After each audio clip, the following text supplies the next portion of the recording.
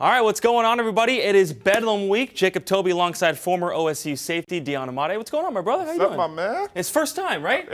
Welcome. Thank you. Appreciate it. It's the first time on this set with you, so it's a special occasion, of course. 113th meeting between these two teams for Bedlam. Overall thoughts as we head into the week, just 2 days away now. Well, I mean, you know, a strong Oklahoma team coming into this. I mean, OSU coming off a disappointing loss. Yep. I mean, last-minute touchdown. Heartbreaking. A lot of OSU fans were upset.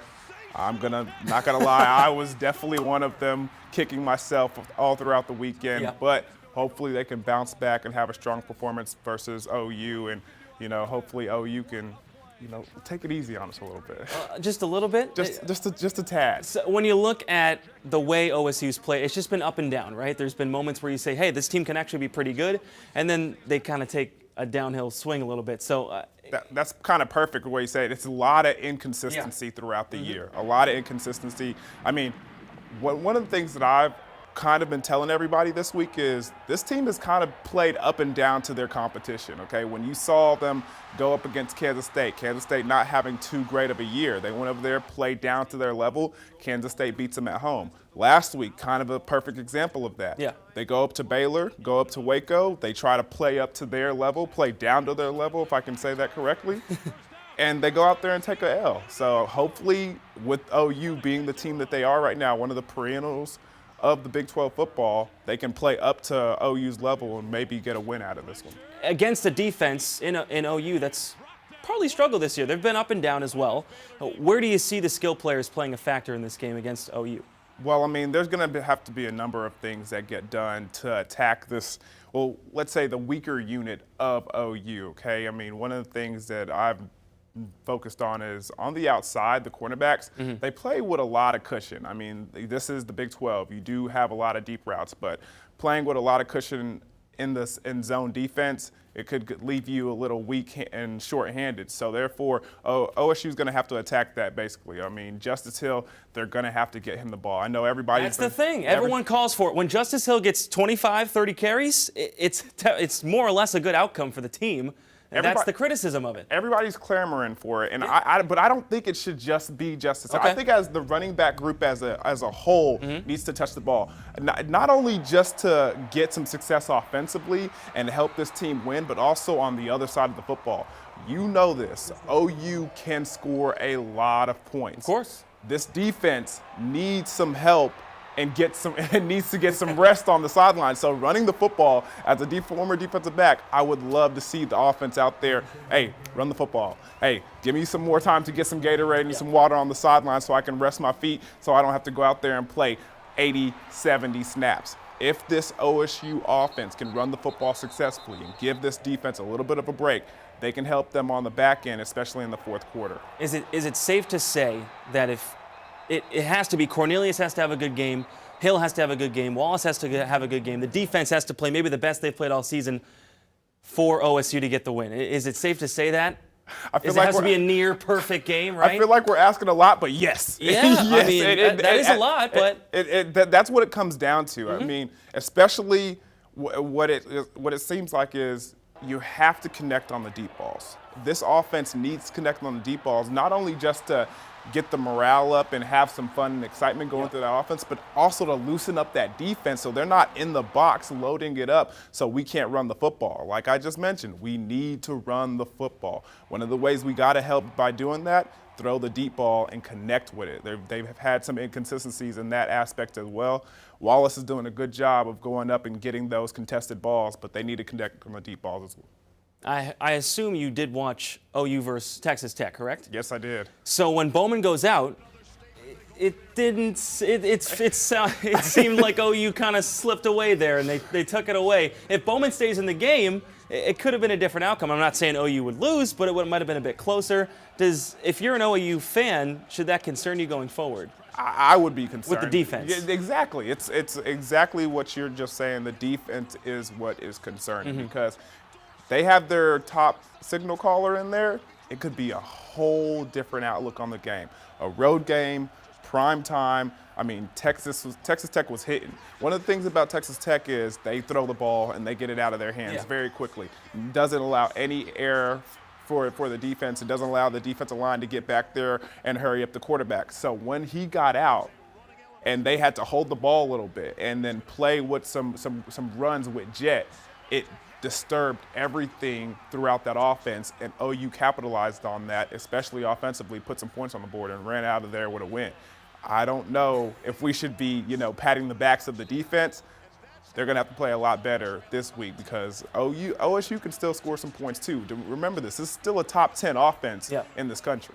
So if you had to pick one player that you say it needs to be 100% their game, perfect game from them, on OSU side, defense or offense, who would you say?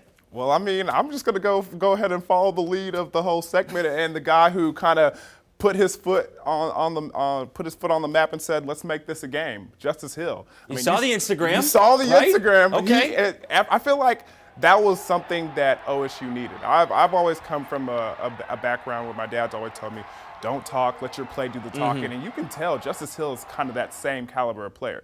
So when he puts that out there, there's a specific reason. And I'm scrolling down Twitter, I'm like, yeah, he just did that? Yeah, that was shocking, right? There's got to be a reason for that. And I don't want to, maybe thinking too big or maybe Justice Hill's a smart kid. Yeah. Okay?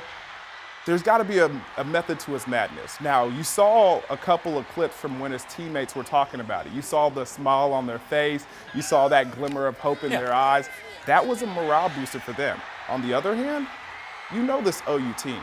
They're kind of a little reckless with their playing style. They celebrate a lot. I mean, there was a couple punches thrown over there in Lubbock. There were some antics that took place, personal foul calls. What if Justice Hill sees that and says, you know what, let's get under the skin of these guys real quick. Let's do a little Muhammad Ali and get in their minds before the game actually is played and see if we can get them distracted, get them off their game. Hey, what if it works? And if it does, Justice is going to have a big day. But on the other side, you could be saying the same thing, 12 penalties against Baylor for OSU. I mean, you kidding me? Both teams have trouble with penalties. So this game could get chippy. That's perfect right there. This game is going to get ugly. It will, right? First of all, it's bedlam. First of all, it's bedlam. So but the added on to the undisciplined play of OSU last week, including with the antics of OU of last week. Both of these teams are known to, get rough around the feathers a little bit. Not looking. Okay. Yeah, they're known to be a little, I don't want to call anybody a dirty player, but I mean they have some extra, some extra moxie. Enforcers, I would say. Exactly. So this is going to get ugly. This is going to get chippy. The referees are going to try to get this under control. The question is, who is going to be the team that's mature enough to calm down first and play their game and not focus about what's going on after the whistle? And both coaches have emphasized in their pressers, we'll talk about it with the kids. So it's on the players, right? It's on the players. It's on the leaders of the team. You, as a former player, played in this game. What is that like to be on the field with the crowds? How it is? How is that? There's nothing like it. I mean, I always played in it when it was the last game of the season. Yeah. I mean, everything was on the line. It was basically the Big 12 championship game for so many years. This game right here, state pride, baby. State pride. You gotta go out and win. All year you hear about the team from the other side of the state, and they hear about it too. There's little brother this and big brother that. There's so much trash talk going on between not the players, but fans. And players hear that stuff. So when you go out there, there's extra emphasis to go out here and beat that school, beat that team.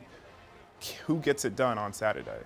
And I know you have some ties to a school that's playing in this. Will you give a prediction? I will not. You will not. You know what? You will not. That might be smart. I'm telling you right now. That might be smart. I thought about this, and I've considered it. I've talked it over with my brothers. I'm not going to do that. No, I'm going to let it play out and see what happens on Saturday. But it should be, nevertheless, a chippy but entertaining game. You hope that both teams respect each other, and they do, right? You played in it. You understand there is respect there, right? I mean, you got to remember we're all in the same state. Norman's an hour away from Stillwater, hour and 30 minutes.